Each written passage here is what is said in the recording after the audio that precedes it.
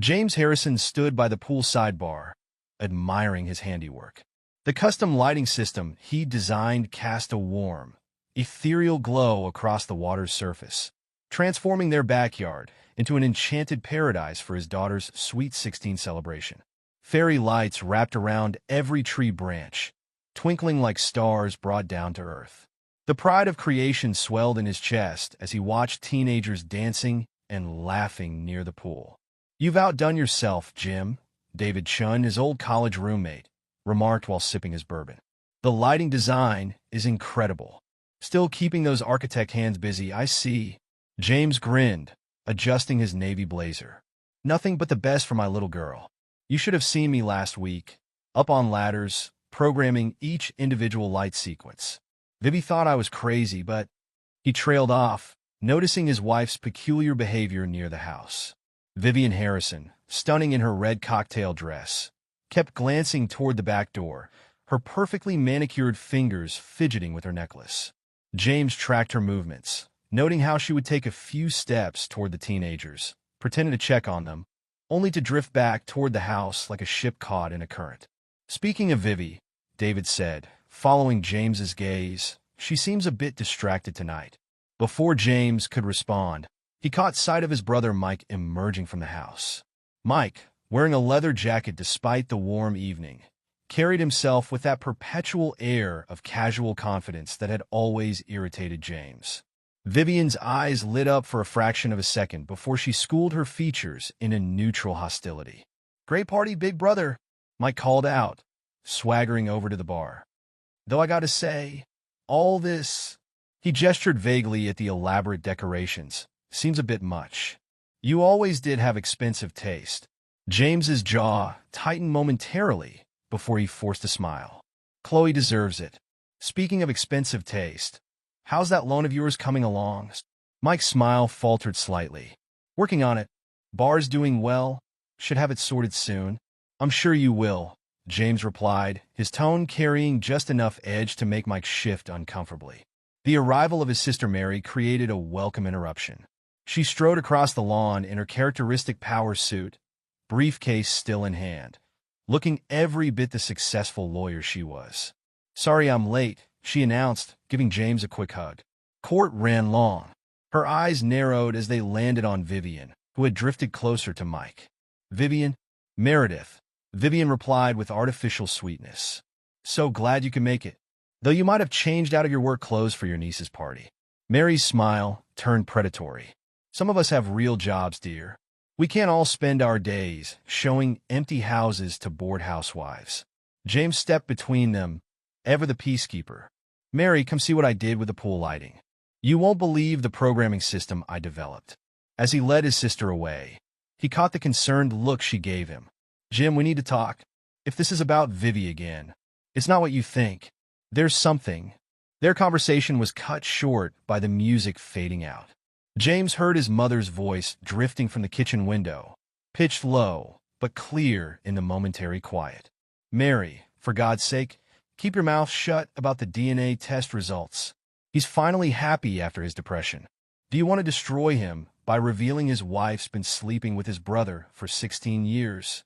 His mother's next words hit him like a physical blow. "But the birthday girl, she looks exactly like him." James felt the world around him slow to a crawl. The party continued in slow motion as his mind raced to process what he'd just heard. 16 years. Chloe was 16. His eyes found his daughter across the yard, laughing with her friends.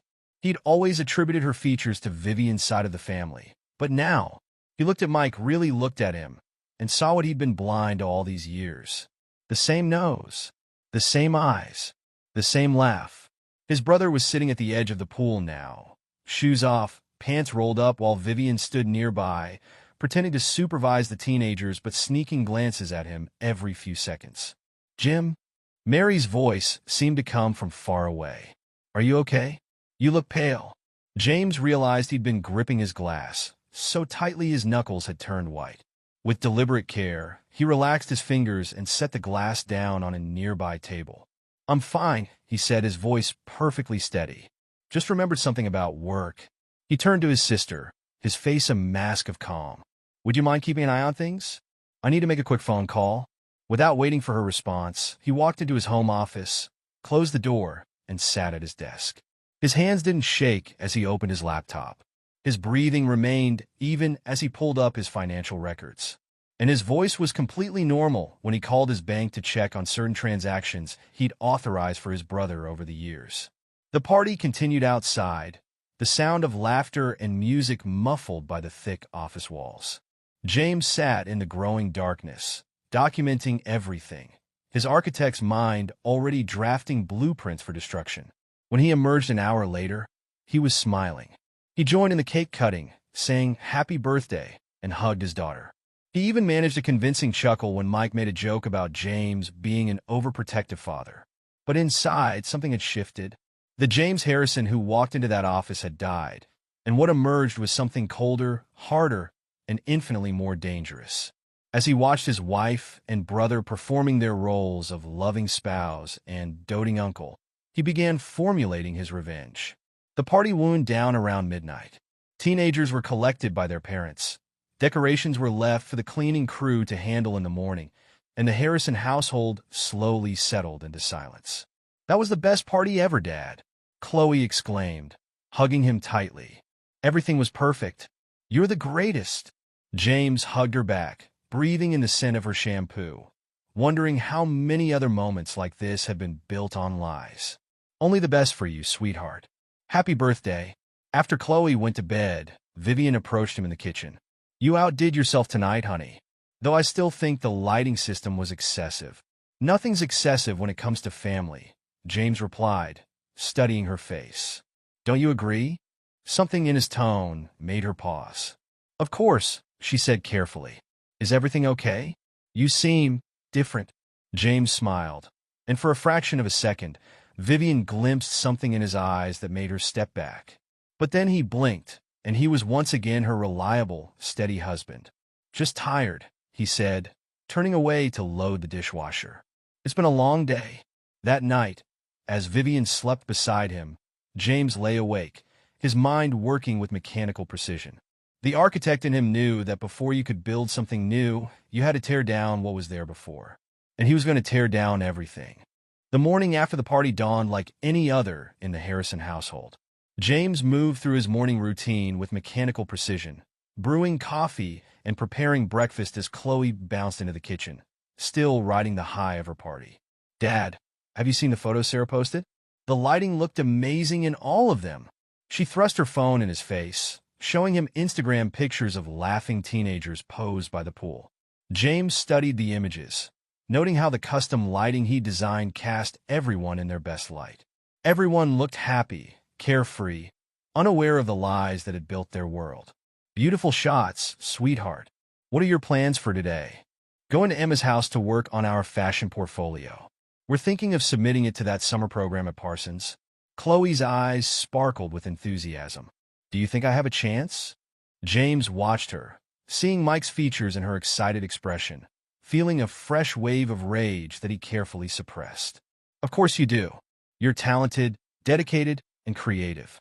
Any program would be lucky to have you."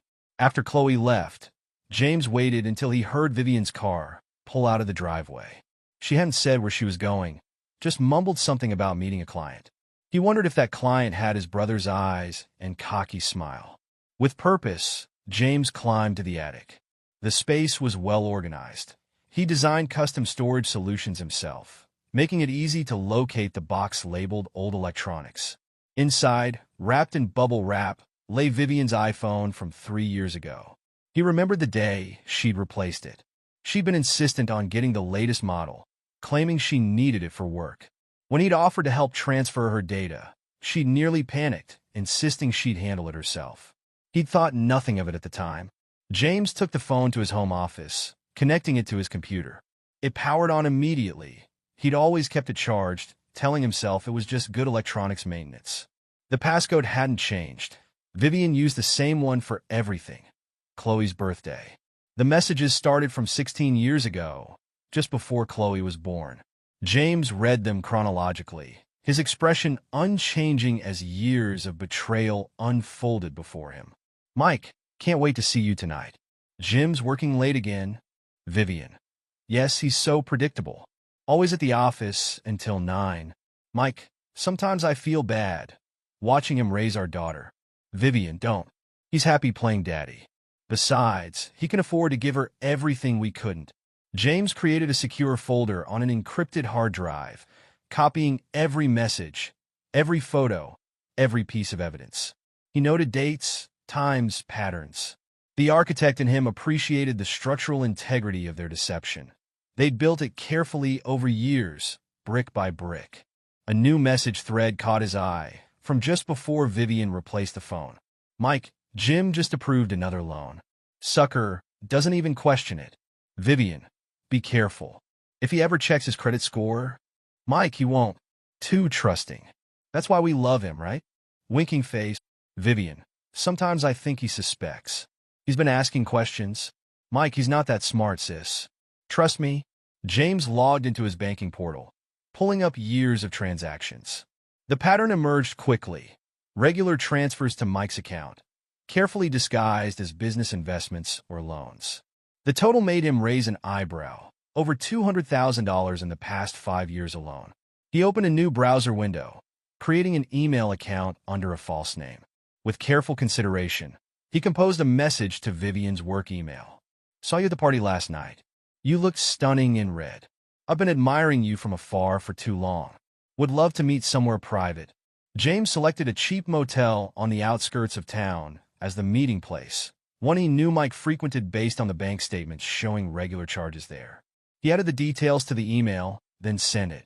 While waiting for a response, James called his father. Rich's calm voice answered on the second ring. Dad, got time for a visit? There's something I need to discuss. Of course, son. Everything all right. Just some tools I'd like to borrow. Working on a special project. There was a pause on the line. When Rich spoke again, his voice carried a note of concern. James, you sound different. What's really going on? I'll explain everything when I see you. Some things shouldn't be discussed over the phone. After hanging up, James checked his email. Vivian had responded within minutes. Who is this? How did you get my email? James smiled, typing his response. Just an admirer who's tired of watching from a distance. You deserve better than what you have. Let me prove it to you. He sent the message, then leaned back in his chair. The foundation was laid. Now it was time to start building. Rich Sterling's house hadn't changed in decades. The same well-maintained garden, the same perfectly organized garage, the same sense of quiet stability that James had always associated with his father.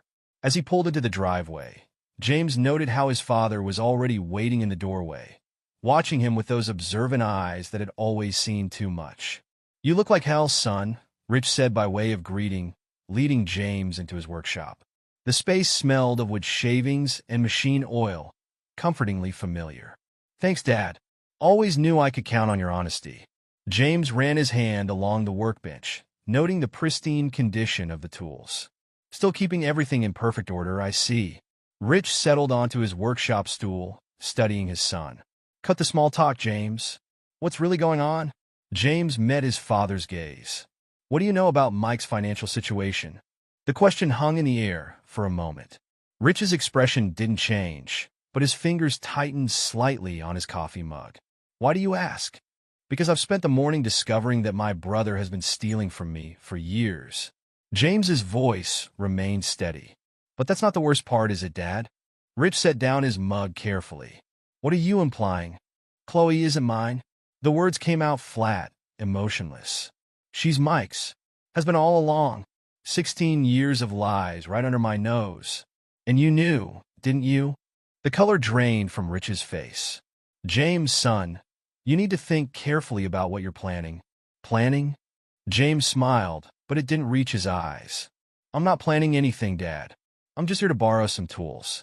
Like I said, these tools? Rich gestured to his workbench. Or the ones you're already sharpening in your mind? James stood, walking to the wall of tools. His fingers traced over various implements, wrenches, hammers, precision instruments. You know what I learned as an architect, Dad? Every structure has weak points. Find them, and you can bring down anything. And what about Chloe? Rich's voice was quiet. Have you thought about how this will affect her? James's hand stilled on a particularly well-maintained set of precision tools. Everything I do is for her. She deserves to know the truth about who she is, about what kind of people raised her. James, I'd like to borrow these, James interrupted, selecting several tools. I'm working on a special project at home. Needs a delicate touch. Rich watched as his son carefully packed the tools into his bag. You're not the only one who can destroy things, son. Be careful you don't bring down everything around you. Too late for that, James replied, zipping up the bag. They already did the destroying. I'm just making sure everyone pays their fair share for the demolition. Leaving his father's house, James drove straight to Mary's law office. His sister's secretary tried to stop him, but one look at his expression made her step aside. Mary was on the phone when he entered, but she took one look at him and ended the call. Finally figured it out, did you? James set his phone on her desk, playing the recordings he'd made of their mother's conversation from the party. Mary listened without surprise, her expression hardening with each word. I need everything you can get me on Mike's finances, James said when the recording ended. Every loan, every credit card, every shady deal he's ever made. And I need to know my options regarding Vivian. Mary was already pulling up files on her computer. I've been building a case file for years, just waiting for you to wake up. She turned the screen toward him, showing spreadsheets of financial data. Mike's been doing more than just borrowing money from you. He's involved in some seriously questionable dealings. And Vivian? She's been helping him launder money through her real estate deals. James absorbed the information, his expression unchanging. Show me everything. For the next hour, Mary laid out years of evidence. Falsified loan documents, suspicious property transactions, tax irregularities. She pulled up surveillance photos showing Mike meeting with known criminals, bank statements revealing patterns of suspicious deposits, and real estate records showing Vivian's involvement in questionable property deals. Look at this, Mary pointed to a particular transaction. 3 months ago, Vivian sold a property well below market value to one of Mike's associates. 2 weeks later, that same associate transferred a large sum to an offshore account linked to Mike. How long have you been gathering this? James asked, studying the documents. Since I first suspected something was off about their relationship. Mary's voice hardened. I'm a lawyer, Jim. I notice patterns. The way they looked at each other, the secret meetings, the convenient explanations. I started digging, but I couldn't prove anything concrete about their affair. The financial stuff, though, that I could track. James nodded, his mind already formulating plans. I need copies of everything, and I need you to keep gathering more. Can you do that without alerting them? Already on it. Mary pulled out a USB drive. Everything's here, encrypted. But Jim, she waited until he met her eyes. Whatever you're planning, be careful. Mike's got connections with some dangerous people. So do I, James replied, pocketing the drive. Remember Officer Diaz? The one who helped us with that construction permit issue last year? Mary's eyes widened slightly. You're not thinking of... I'm thinking of everything, Mary. Every angle, every possibility, every weakness. James stood, straightening his jacket. That's what architects do. We analyze structures, find their weak points, and then... He smiled, a cold expression that made even Mary uncomfortable.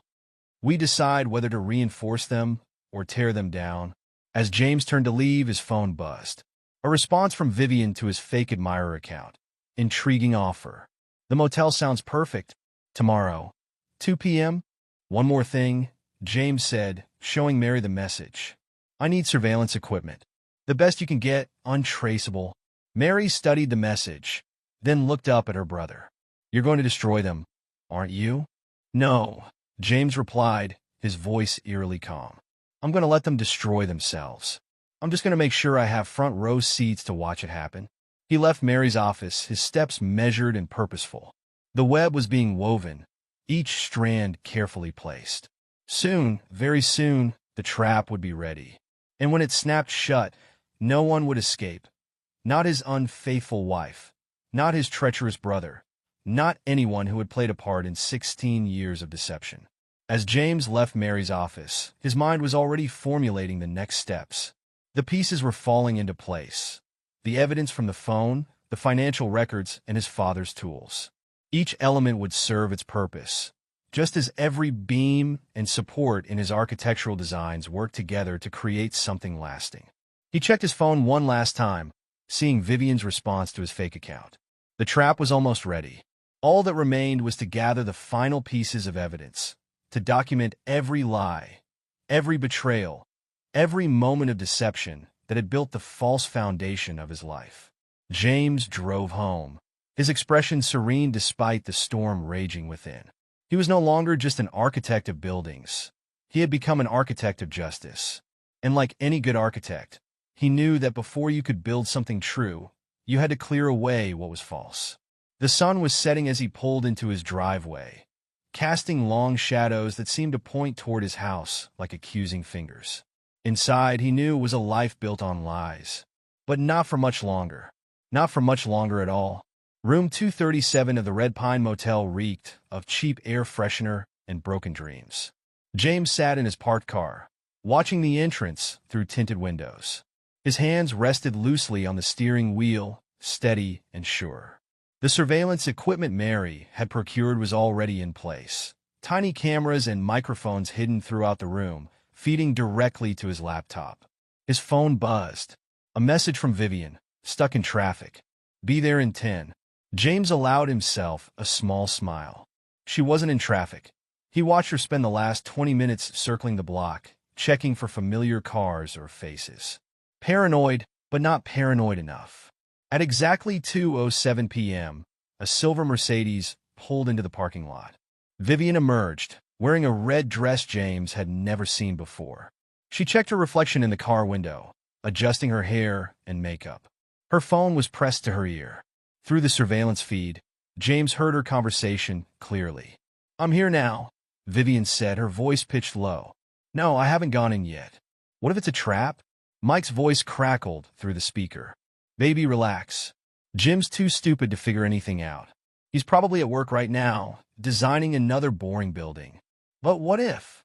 Look, we need this. The divorce settlement isn't enough.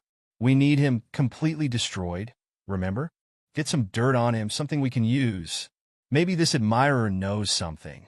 Vivian laughed, a sound that once made James's heart skip, but now made his blood run cold. You're right. He's pretty stupid. Did I tell you what he did for Chloe's party? Spent weeks programming some fancy light show. As if that makes up for being such a bore. That's my girl. Now go work your magic. Call me after? Always. Love you. Love you too. Can't wait until we don't have to hide anymore. James watched Vivian end the call and walked toward room 237. She had a slight swing in her hips, practiced seduction in every step. He remembered the first time he saw her walk like that at a charity gala 12 years ago. He'd thought it was natural grace. Now he recognized it as performance. The door clicked open. Vivian hesitated for a moment before stepping inside. The room was dim, with heavy curtains drawn across the windows. A bottle of expensive champagne, her favorite brand, sat in an ice bucket on the bedside table. Hello, she called out, her voice sultry. Your secret admirer? James waited, letting her nervousness build. Through the camera feed, he watched her drift around the room, touching surfaces, checking her reflection again. She poured herself a glass of champagne, took a long sip. Her phone buzzed. A message from the dummy account. You look beautiful in red. Make yourself comfortable. I'll be there soon. Vivian smiled, settling onto the edge of the bed. She took another sip of champagne, then called Mike again. He's not here yet, she said. But he left champagne. Expensive stuff, too. She laughed. Maybe we can squeeze some money out of him before this is over. Just be careful, Mike replied. Get what we need and get out. Remember, we're so close to getting everything we want. Once Jim's out of the picture, the house, the money, everything, Vivian finished. Don't worry, I know what I'm doing. I've been playing him for 16 years, haven't I? James had heard enough. He stepped out of his car, straightening his tie. Each step toward room 237 was measured, deliberate. He inserted his key card, obtained days ago, with a generous tip to the cleaning staff, and opened the door. Vivian jumped up, champagne sloshing over the rim of her glass. Who? Her eyes widened as recognition hit. James? What are you? How did you? Please, James said quietly, closing the door behind him. Don't stop on my account. You were just explaining how well you've been playing me for 16 years. The color drained from Vivian's face. She reached for her phone, but James was faster. He picked it up, ending the call to Mike. Looking for this? He held up the phone. Or maybe you'd prefer to see what's on this? He pulled out a USB drive. 16 years of text messages. Financial records. Phone logs. Did you really think I wouldn't keep backups of everything? James, I can explain. Can you? His voice remained soft, almost gentle. Can you explain why you and my brother decided to make me raise his child? Can you explain the loans, the theft, the lies? It's not what you think. James plugged the USB drive into his laptop, turning it to face her. Messages filled the screen, hundreds of them, spanning years. Vivian sank back onto the bed as she read, her hands trembling. How did you get these? Your old phone. The one you were so desperate to replace. The one you thought you'd wipe clean. James scrolled through the messages. You really should have been more careful with your passwords. Chloe's birthday? A bit obvious, don't you think? Tears began to streak Vivian's makeup. James, please. We can work this out. I'll tell you everything. Like how you and Mike have been planning to divorce me. How you've been stealing from me. How you've been laughing at me behind my back. James's voice never rose, but each word hit like a physical blow. Or maybe you'd like to explain this? He played the recording of her earlier conversation with Mike. Vivian's face crumpled as she heard their casual cruelty, their mockery, their plans laid bare. I've known everything for weeks, James continued. Every meeting, every call, every lie. Did you really think I was that stupid? That blind? What are you going to do? Vivian whispered. James smiled. And for the first time, Vivian saw the predator beneath the architect's polished exterior. I'm going to destroy everything you and Mike have built. Your reputation, your career, your freedom, all of it. And I'm going to do it so thoroughly, so completely, that you'll never recover. You can't. I already have. James stood, gathering his equipment. Oh, and Vivi, you might want to call a cab. I had your car towed. He walked to the door, then paused. One more thing. The champagne? It's the cheap stuff. I just put it in an expensive bottle. Rather fitting, don't you think? Beautiful packaging hiding worthless contents. James left Vivian sobbing in the motel room, her carefully constructed world crumbling around her. As he drove away, his phone buzzed with a message from Mary, everything recorded. Starting the legal proceedings tomorrow. The architect and James appreciated the symmetry of it all. Vivian and Mike had spent years building their house of lies. Now he would show them what a true master of destruction could do. James's garage had become a war room. The space where he once restored classic cars was now filled with monitors, documents, and blueprints. Not of buildings, but of destruction. 2 weeks had passed since the motel confrontation, and each day had been spent meticulously crafting the next phase of his plan. The workbench held his father's old tools, each one cleaned and sharpened to perfection. James ran his fingers over them, remembering Rich's words of caution. But caution was a luxury he could no longer afford. Not when every day brought new revelations of betrayal. His phone rang. Mary's name flashed on the screen. Tell me you found something, James said by way of greeting. Oh, brother, have I ever? Mary's voice thrummed with satisfaction. Remember those property deals I was looking into? Turns out Mike wasn't just gambling with your money. He's been running a whole operation through Vivian's real estate business. James leaned back in his chair, eyes fixed on the monitors showing surveillance feeds from various locations. Mike's apartment, his bar, the places he met his associates. What kind of operation? Money laundering primarily. But there's more. Some of these properties, they're not just empty houses. They're being used for drug distribution. And guess who's been signing all the paperwork? Vivian. Exactly. She's been using her real estate license to facilitate everything. The best part? She's been sloppy. Left paper trails a mile wide. I've got bank records, property documents, everything we need. James nodded, though his sister couldn't see him. Send me everything. And Mary? Thank you. Don't thank me yet. There's something else you should know. Mike's got a new friend. Guy named Frank Marino. Small-time criminal, does odd jobs. Been seeing them meet up at the bar after hours. I know, Frank, James said, pulling up a surveillance image on one of his monitors. He's been following me. Amateur hour. Keeps using the same car, same routes. Almost like he wants me to notice. Be careful, Jim. These people are exactly where I want them, James interrupted. How soon can you get those financial records to Officer Diaz? Already done. He's waiting for your signal. James smiled, cold and precise. Then it's time for the next phase. Meet me in my office in an hour. Bring everything you've got on Mike's gambling debts. After hanging up, James turned his attention to the blueprints spread across his workbench. They weren't for buildings. They were schematics of Mike's apartment building, showing every entrance, exit, and blind spot. Places where evidence could be planted, where cameras could be mounted, where a careful architect could build a case brick by bloody brick. His phone buzzed again. A text from Frank. We need to talk. Mike's getting nervous. Perfect. The pressure was working. James had spent weeks feeding information through carefully chosen channels, watching Mike's paranoia grow. Each leak, each whispered rumor, was another crack in the foundation of their confidence.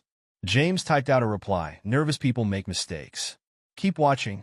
The door to the garage opened, and Chloe poked her head in. Dad, are you coming in for dinner? James quickly minimized the surveillance feeds. Of course, sweetheart. Just finishing up some work. You've been out here a lot lately, she observed, stepping into the garage. Her eyes, Mike's eyes, though she didn't know it, scanned the workspace curiously. What are you working on? Just a special project, James replied, standing to guide her back toward the house. Sometimes things need to be torn down before they can be rebuilt properly. Is this about Mom? Chloe asked suddenly. She keeps calling, but you never answer. James stopped, turning to face his daughter. The rage that constantly simmered beneath his surface threatened to boil over, but he kept his voice steady. Your mother and I are going through some changes. But I promise you, everything I'm doing is to protect you. From what? From lies, James said simply. Now, how about that dinner? Later that night, after Chloe had gone to bed, James returned to the garage. The monitors showed Mike at his bar, drinking heavily, arguing with Frank. The audio feed crackled with their raised voices. He knows something, Mike slurred. Jim's not stupid. He's playing with us? Then we need to play back, Frank replied. Let me handle him. I've got experience with guys like him. James watched Mike consider this. Watched the desperation and fear play across his brother's face. Everything was proceeding exactly as planned. Soon, very soon, he would spring the trap that would bring their whole world crashing down. His phone buzzed. A message from Officer Diaz. Got the warrant. Ready when you are? James picked up one of his father's old tools. A precision hammer, perfectly balanced for detailed work. In his hands, it felt like justice waiting to fall. Mike Sterling's apartment was a monument to wasted potential. Empty bottles littered every surface. Papers were strewn across the floor, and the air reeked of stale cigarettes and desperation. Frank Marino stood by the window, watching his friend pace like a caged animal. You need to calm down, Frank said, lighting another cigarette. You're making yourself crazy. Mike whirled on him, eyes wild. Crazy?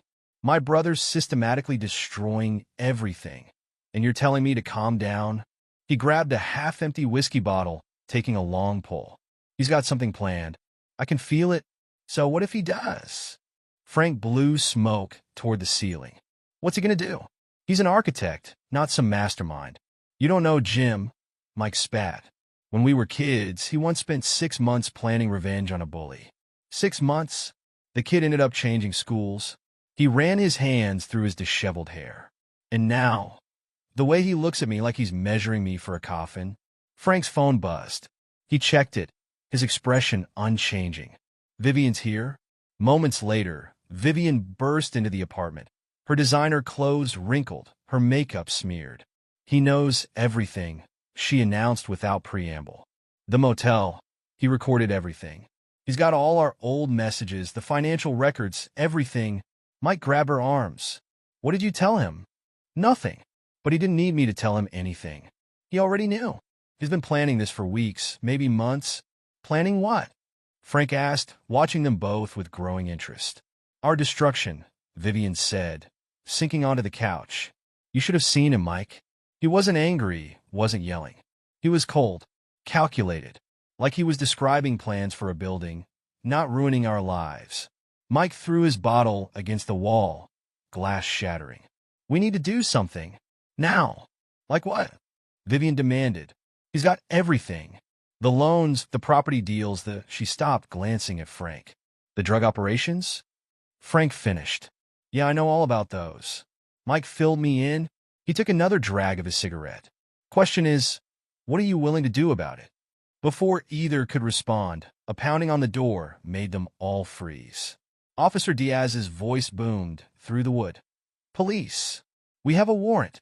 Mike's face went pale. What? How? The door burst open, and officers flooded the apartment. Diaz strode in, warrant in hand. Michael Sterling? We have a warrant to search these premises for illegal substances and evidence of drug trafficking. This is ridiculous, Mike stammered. I don't have anything. Check behind the wall panel in the bedroom, Diaz ordered his team. And the false bottom in the kitchen cabinets. Mike's eyes widened. How did you know about? Sir, we found something, an officer called from the bedroom. Moments later, they emerged with packages of white powder. That's not mine, Mike protested. I've never seen that before. This is a setup. Vivian backed toward the door, but another officer blocked her path. Ma'am, we'll need you to stay here. We have some questions about certain property transactions linked to this address. Frank watched it all unfold with an odd expression, almost like satisfaction. As Mike was being handcuffed, reading his rights, Frank slipped out his phone and sent a quick text. It's done. They took the bait perfectly. Across town, in his garage war room, James read the message with a cold smile. Frank had played his part perfectly. A double agent, paid well to keep Mike paranoid and sloppy. The drugs had been planted days ago, in locations only someone intimately familiar with the apartment would know about. His phone rang, Vivian's number. He let it go to voicemail, then listened as her desperate voice filled the speaker. James, please. You have to help him. Whatever you think we did, this is going too far. He's your brother. James typed out a response. Meet me at the bar. 1 hour. Come alone. He stood straightening his tie. Time to deliver the final blow, to show them exactly what betraying family truly meant. The bar was empty when Vivian arrived, her designer heels clicking against the floor. James sat at a corner table, a glass of whiskey untouched before him. Sit, he commanded softly. Vivian collapsed into the chair, her composure finally breaking. James, please. You have to help him. He's your brother. My brother? James's voice remained eerily calm. Was he my brother when he took loans in my name? When he slept with my wife? When he let me raise his daughter, believing she was mine? We never meant to get caught. James finished. That's the only thing you're sorry about, isn't it? Getting caught. Vivian's hands trembled as she reached for him. You don't understand. We were young. We made mistakes. 16 years of mistakes? James pulled his hand away. No, this wasn't a mistake. This was a choice. Every day, for 16 years, you both chose to lie to me, to steal from me, to mock me. What do you want? Vivian whispered. Money? The house? You can have it all. James laughed, a sound devoid of warmth. I already have everything. The evidence in Mike's apartment? I'll put it there. Frank? He works for me. Every move you've made in the past month, every call, every meeting, I orchestrated all of it. The color drained from Vivian's face as understanding dawned. You set us up? I gave you exactly what you deserved. James stood, dropping a USB drive on the table. This contains everything, the affair, the fraud, the money laundering. By morning, every news outlet in the city will have a copy. You can't. Think about Chloe. I'm thinking about Chloe. She deserves to know the truth about who her parents really are. James headed for the door, then paused. Oh, and Vivian? Don't bother trying to access your accounts. They've all been frozen pending the investigation. He left her there, surrounded by the ruins of her carefully constructed life. In his car, James checked his phone. A message from Frank confirmed Mike's arrest was being processed. Another from Mary detailed the mounting evidence against both Mike and Vivian. Each piece was falling into place, just as he designed. The architect in him appreciated how each element supported the others. The surveillance, the planted evidence, the carefully orchestrated revelations. Like a building structure, remove one support, and the whole thing would still stand. He'd built his revenge to last. As James drove home, he thought about the next phase of his plan. Mike and Vivian had spent 16 years constructing their web of lies. Now they would watch as he dismantled it, piece by precise piece, until nothing remained but the cold truth they'd tried so hard to hide. In his garage war room, James reviewed the surveillance feeds one last time. On the screens, he could see Mike being processed at the police station, Vivian still sitting shell-shocked in the bar. Their world was already beginning to crumble, but this was just the beginning. The foundation had been shaken. Now it was time to bring down the walls. The courthouse buzzed with tension as James sat perfectly still in the front row, watching Mary arrange documents on the prosecution table. His sister had spent weeks preparing for this moment, building an airtight case that would destroy both Vivian and Mike in one devastating blow. Vivian entered with her lawyer, her designer outfit unable to hide her haunted expression. She attempted to catch James's eye, but he stared straight ahead, his face an impassive mask. Behind him, several rows of spectators whispered, friends, family, and curious onlookers drawn by rumors of the scandalous case. All rise. The bailiff called as Judge Patricia Martinez entered the courtroom. As everyone settled back into their seats, Mary rose, her heels clicking against the floor. Your Honor, before we begin, I'd like to submit additional evidence regarding the financial misconduct perpetrated by the defendant and her co-conspirator, Michael Sterling. Vivian's lawyer jumped up. Objection. Your Honor, this is a divorce proceeding, not a criminal trial. The financial evidence is directly relevant to the division of assets, Mary countered smoothly. And it demonstrates a pattern of behavior that the court should consider when determining custody arrangements. Judge Martinez nodded. Proceed, Ms. Hayes. Mary activated a presentation screen, displaying bank statements and transfer records.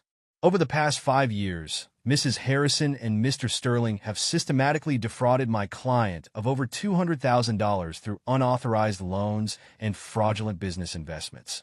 The evidence mounted as Mary presented document after document. Vivian seemed to shrink in her chair as each new betrayal was exposed. The courtroom erupted in whispers as photographs appeared on screen. Mike and Vivian together at various locations, time-stamped over years. The bailiff had to call for order multiple times. Furthermore, Mary continued, her voice cutting through the chaos. We have evidence of Mrs. Harrison's long-term affair with Mr. Sterling, including recordings that demonstrate their intent to defraud my client. The motel room recording played through the courtroom speakers. Vivian's voice, cold and calculating, filled the space. Once we get the divorce settlement, we'll have everything. The house, the money, everything we've worked for. Mike's response drew gasps from the spectators. He's been such an idiot, raising my kid all these years. Almost feel bad for him. Almost. James remained motionless as the recording played, but his eyes never left Vivian's face, watching as she crumbled under the weight of her exposed lies. Your Honor, Mary pressed on, I'd like to call Officer Ray Diaz to testify about the criminal investigation currently underway. Officer Diaz took the stand, his testimony professional and damning. During our investigation of Mr. Sterling's apartment, we discovered significant quantities of illegal substances, along with evidence of a money laundering operation conducted through Mrs. Harrison's real estate business. Vivian's lawyer attempted to object again, but Judge Martinez shut him down. The court needs to understand the full scope of this situation to make an informed decision.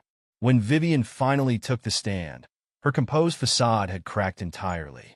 James, she pleaded, looking directly at him, you don't understand. We never meant to hurt you. Please address the court, Mrs. Harrison, Judge Martinez warned. I was unhappy, Vivian continued, her voice shaking. James was always working, always focused on his precious buildings. Mike was there for me. He understood me. And the financial fraud? Mary asked. Did my brother's absence justify stealing hundreds of thousands of dollars from him? That wasn't. I didn't. Vivian's eyes darted around the courtroom. Mike needed the money. He said it was just temporary. Just like your marriage was temporary? Mary's voice cut like a blade. Just like your loyalty was temporary? Objection, Vivian's lawyer called out. Withdrawn, Mary said smoothly. Mrs. Harrison, can you explain these property transactions? She displayed a new set of documents. Properties sold well below market value to known criminal associates, then resold at massive profits weeks later. Vivian's face went pale. I don't remember those specific transactions. Really? Because we have recordings of you discussing these deals with Mr. Sterling. Would you like to hear them? Before Vivian could respond, her lawyer requested a brief recess. Judge Martinez granted it, but the damage was done. The spectators' whispers had grown to a steady murmur of condemnation. During the recess, Mary approached James. We've got them, she said quietly. The judge's face says it all. James nodded once, his expression unchanged. Finish it. When court resumed, Vivian's lawyer attempted damage control, painting her as a victim of Mike's manipulation. But Mary systematically destroyed each argument with documented evidence of Vivian's willing participation in the fraud. Finally, Judge Martinez delivered her ruling. Based on the overwhelming evidence presented, this court grants Mr. Harrison's petition for divorce on grounds of adultery and financial misconduct. Furthermore, given the criminal investigations currently underway, full custody of the minor child is awarded to Mr. Harrison. She continued, detailing how the marital assets would be divided, or rather, how Vivian would be left with nothing except her personal belongings and mounting legal bills. Additionally, the judge added, this court will be forwarding all evidence of financial misconduct to the district attorney's office for potential criminal prosecution. James stood as the judge left the courtroom, straightening his tie with steady hands. Behind him, Vivian had collapsed into sobs, but he didn't turn around. He had architected this moment perfectly. Each piece of evidence, another brick in the wall of justice he built to entomb her lies. As he walked out of the courtroom, Mary at his side, his phone buzzed with a message from Officer Diaz. Mike's plea deal fell through. He's facing maximum sentences on all charges. The first phase of his revenge was complete. Now it was time for the final act. After calling her 10th former friend and getting voicemail again, Vivian slumped into a bar stool at O'Malley's pub. Her parents had blocked her number weeks ago. Her sister had told her never to contact the family again. Even her real estate colleagues avoided her calls, afraid of being associated with her scandal. The bar where she now sat alone was a far cry from her usual haunts. Gone were the trendy cocktail lounges and upscale wine bars she'd frequented during her affair with Mike. This was a dingy neighborhood dive, perfect for someone trying to disappear. She stared at her phone, scrolling through dozens of unanswered messages to former friends. Each read receipt without a response was another reminder of how thoroughly James had destroyed her social standing. This seat taken? Vivian looked up, hope flickering briefly in her eyes before dying. Just another stranger. Free country, she muttered, turning back to her drink. The man sat down, ordering whiskey neat. His voice was familiar somehow, but Vivian was too lost in her misery to place it. Rough day? She laughed bitterly. Rough life. My husband, ex-husband. He took everything. Everything. She took another drink. You know what the worst part is? He planned it all. Every single thing that's happened. He orchestrated all of it. Tell me about it, the stranger said. Maybe it was the alcohol. Maybe it was desperation for someone to talk to. But Vivian found herself spilling everything. The affair, the fraud, the arrest, the trial. Each disaster tumbling out in a torrent of self-pity. I tried calling Mike in jail, she continued, but he won't even talk to me anymore. Says I ruined his life. She laughed again, harsh and broken. Me? James is the one who planted those drugs. James is the one who set him up. But does Mike believe that? No. He thinks I'm lying to save myself. Interesting theory, the stranger said, his voice changing slightly. About the drugs being planted? Vivian froze, really looking at the man for the first time. The wig and fake beard were good, but those eyes, she'd know those eyes anywhere. James? He removed the disguise with deliberate slowness, each movement precise and controlled. Hello, Vivi. She tried to stand, but her legs wouldn't cooperate. How long have you been following me? Following you? No, Vivi. I've been leading you. Every step, every decision, every move you've made for the past 3 months. All of it was by my design. The motel. A trap. Frank. Working for me from the start. The drugs in Mike's apartment. Planted exactly where I knew Diaz would find them. Vivian's hands began to shake. Why? Why go to all this trouble? You could have just divorced me when you found out. Divorce? James's voice remained eerily calm. That would have been too easy. You and Mike spent 16 years lying to me, manipulating me, stealing from me. Did you really think I'd let that go with just a divorce? I'm sorry, she whispered. We never meant to get caught, James finished. That's the only thing you're sorry about. He pulled out his phone, showing her a series of messages. By the way, remember that anonymous tip that got Mike arrested? It came from your phone? What? No, I never. Check your sent messages. You'd be amazed what someone can do with the right technical skills. As far as Mike knows, you betrayed him to save yourself. Vivian's face crumpled as understanding dawned. That's why he won't talk to me. You made him think I turned on him. I didn't make anyone do anything, James said softly. I just created the circumstances and let your natural selfishness do the rest. You and Mike turned on each other the moment things got difficult. Just like you turned on me all those years ago. He stood, dropping some cash on the bar. Oh, and one more thing. Those properties you sold below market value? The ones that got you investigated for money laundering? I arranged those too.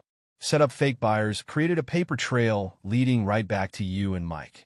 The DA is very interested in that case. You're a monster, Vivian whispered. No, James replied calmly. I'm an architect. I designed your destruction the same way I design my buildings, with precision, with purpose, and with perfect attention to detail. The only difference is, this design was meant to collapse. He turned to leave, then paused. Goodbye, Vivi. Enjoy the life you've built for yourself. He walked out without looking back, leaving Vivian alone with the ruins of her life and the knowledge that every brick of her destruction had been laid by her own hands, guided by the architect she'd so grievously underestimated. 6 months after the trial, James surveyed his transformed home. The renovation had been therapeutic, tearing out every trace of Vivian's presence, redesigning spaces to reflect truth rather than lies. He'd stripped the house down to its bones and rebuilt it entirely, just as he'd done with his life. The master bedroom had become his private study, filled with architectural drawings and plans. Vivian's walk-in closet was now Chloe's sewing room. Every change was deliberate, each renovation a step toward healing. In the garden, admiring the structures he designed and built with his own hands. The old pool where he discovered the truth had been filled in, replaced by a series of interconnected koi ponds and meditation spaces. Each element was carefully planned, each detail executed with precision. Dad! Chloe called from the house. Come look at this. He found her in her studio, formerly Vivian's home office, surrounded by fashion sketches. Local magazine covers featuring her designs were pinned to the walls, each one a testament to her growing talent. What do you think? She asked, holding up her latest design. The magazine wants to do a full spread on young designers, and they want this as the centerpiece. James studied the sketch, noting how she'd incorporated architectural elements into the clothing design. It's beautiful, sweetheart. You're going to do amazing things. I learned from the best, she said, hugging him. You taught me that design isn't just about making things look good. It's about building something that lasts. The doorbell rang, and moments later, Rich and Mary joined them in the studio. They'd become regular fixtures in the house since everything had happened, healing old wounds and building stronger bonds. Still hard at work, I see, Rich said, examining Chloe's sketches. You've got your father's eye for detail. Mary picked up a magazine featuring Chloe's work, and his determination, though hopefully not his tendency for elaborate revenge schemes. Aunt Mary, Chloe protested, but she was laughing. James watched his family interact, feeling a sense of peace he hadn't known in years. The wounds of betrayal would always be there, but he'd built something stronger from the ruins, just as he'd always done with his buildings. A letter caught his eye on Chloe's desk. An invitation from a local charity asking for help designing and building homes for families in need. The old James might have ignored it, too focused on his own projects. But he'd learned something through all of this. The best designs weren't just about destruction, but about creating something meaningful from the debris. "What do you think about taking on a new project?" he asked Chloe, picking up the letter. "Something a little different from fashion?" She read the invitation, her face lighting up. "You mean like designing houses? Together? Why not? We could make it a family project." He looked at Rich and Mary. "What do you say? Ready to help build something good?" Rich smiled, that quiet, knowing smile that had guided James through his darkest moments. "Son, I think that's the best design you've come up with yet." As they gathered around Chloe's desk, beginning to sketch ideas for the charity project, James felt the last pieces of his old life falling away.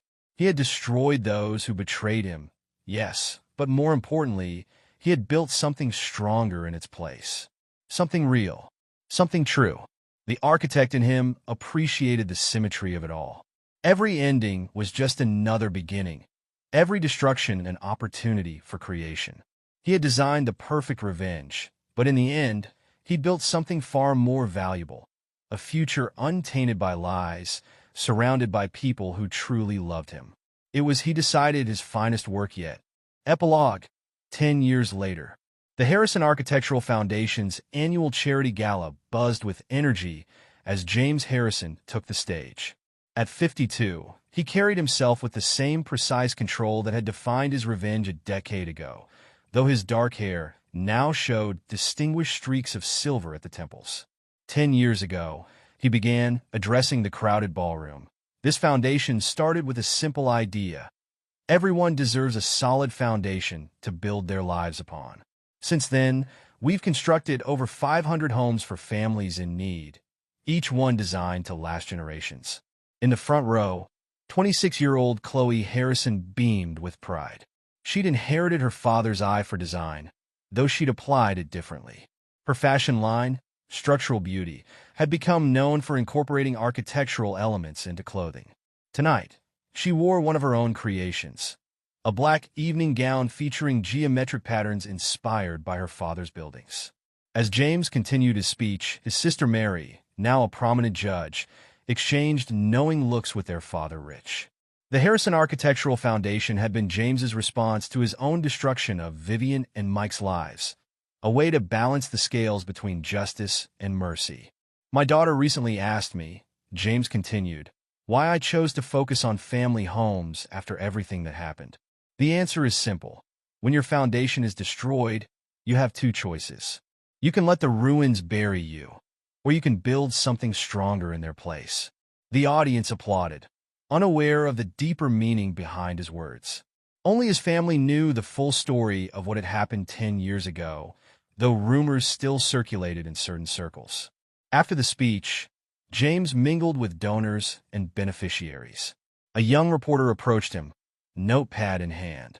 "Mr. Harrison, there are rumors that Michael Sterling is being released from prison next month. Any comment?" James's expression remained neutral. "No comment on personal matters. I'd be happy to discuss the Foundation's upcoming projects." The reporter persisted. "Sources say your ex-wife Vivian Harrison, now going by her maiden name Walker, has been working as a waitress in Nevada. Quite a fall from her real estate days." "If you'll excuse me," James said politely, turning away. He didn't need the reporter to tell him about Vivian's fate. He knew exactly where she was, not because he kept tabs on her, but because his revenge had been so complete that her downfall had become a cautionary tale in their social circles. After the evidence he and Mary had presented in court, Vivian had lost her real estate license. The money laundering charges had resulted in heavy fines, depleting what little savings she had left. Her attempts to rebuild her life in their city had failed as former friends and clients shunned her. She'd eventually fled west, where she now worked double shifts at a diner off the Vegas Strip. Mike had fared even worse. The drug charges, combined with the financial fraud evidence, had resulted in a 12-year sentence. His time in prison hadn't been easy. James's carefully planted evidence had led investigators to some of Mike's former criminal associates, who blamed him for their own arrests. Even after his impending release, he would remain on parole for years, unable to leave the state or work in any financial capacity. "Dad?" Chloe's voice pulled James from his thoughts. "The dean of the architecture school is here. He wants to discuss the scholarship program." James smiled at his daughter. She'd grown into a remarkable woman, stronger for knowing the truth about her biological father. When James had finally told her everything 6 years ago, she'd taken a DNA test to confirm it. Her response had been to legally change her middle name to Harrison, declaring that biology meant nothing compared to the father who had raised and protected her. Later that evening, James hosted a smaller gathering at his home. The renovation he'd done a decade ago had evolved over the years, each change reflecting his journey from revenge to redemption. The koi ponds in the garden had become a neighborhood attraction, and the workspace where he'd once plotted destruction now housed the Foundation's design studio. Rich, now in his mid-70s, but still sharp as ever, sat with Mary on the patio. "Remember when we thought your brother's revenge would consume him?" he asked her. Mary watched James, showing some of the Foundation's beneficiaries his latest designs. "He found a better way to channel it. Though I notice he still keeps that box of evidence in his safe." "Insurance," Rich nodded. James learned to forgive, but he never learned to trust blindly again. Inside, Officer Diaz, now Chief Diaz, was discussing the Foundation's work in troubled neighborhoods. He'd become a strong supporter after seeing how James's housing projects had helped reduce crime rates in areas where they built. "Your father," he told Chloe, "understands something most people don't. The best way to prevent people from destroying things is to give them something worth protecting." As the evening wound down, James found himself alone in his study. A text message lit up his phone, a contact in Nevada letting him know Vivian had tried to apply for a real estate license there under her maiden name. The application had been denied due to her past convictions. James deleted the message without response. He had no desire to punish her further. The life she'd built for herself was punishment enough. The same went for Mike. His brother's upcoming release from prison meant nothing to him now. The man who had betrayed him might as well be a stranger. A knock at the study door revealed Chloe. "The Richardson family is here," she said. "They want to thank you personally. Their daughter just got accepted to medical school. She says having a stable home these past 5 years made all the difference." James joined his daughter, walking downstairs to meet the family. This was his legacy now. Not the destruction he'd orchestrated, but the lives he'd helped rebuild. Every home the Foundation constructed was a monument to the truth he'd learned. The real strength of an architect lay not in his ability to destroy, but in his power to create something enduring from the rubble. The Foundation's motto, inscribed on every building they created, summed it up perfectly. From ruins rise. Around him, his true family gathered, Chloe, Mary, Rich, and all the people who had stood by him through the darkness. They had helped him transform his talent for calculated revenge into a gift for calculated compassion. The precision that had once served his destruction now served creation. 10 years ago, James Harrison had been an architect of vengeance, designing the perfect collapse of those who betrayed him. Now, he was an architect of hope, designing futures for families who needed them. Both roles required the same skills: attention to detail, careful planning, and an understanding of how to build something that would last. His phone buzzed again. Another message about Mike's upcoming release, this time from Mary. "Should we be concerned?" James typed a simple response: "No. That foundation crumbled long ago. We build on solid ground now." He slipped the phone away and joined his family, leaving thoughts of Vivian and Mike in the past where they belonged.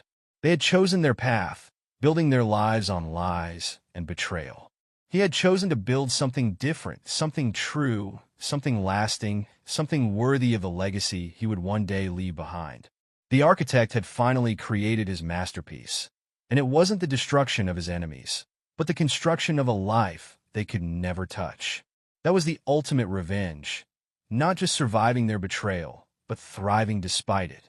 As he watched Chloe showing the Richardson family her latest designs for the Foundation's homes, James felt the last pieces of his old anger falling away. He had built something stronger than revenge, more lasting than hatred. He had built a future, And unlike the foundation Vivian and Mike had tried to build on lies, this one would stand forever. And there you have it.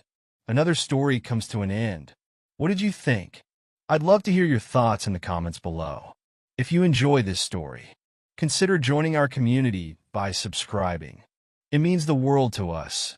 For more stories like this one, check out the recommended videos on screen. And I'll see you there.